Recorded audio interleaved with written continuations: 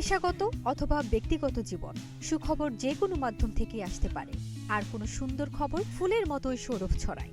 বলিউড অভিনেত্রী সোনম কাপুরও জীবনের সুন্দর এক মাহেন্দ্রক্ষণের অপেক্ষায় আছেন। বয়স 40 হলেও সফলতা থেমে থাকে না। সোনম কাপুর অবশ্য অভিনয়ে সেরা সফলতা প্রত্যাশা করছেন না এই সময়ে।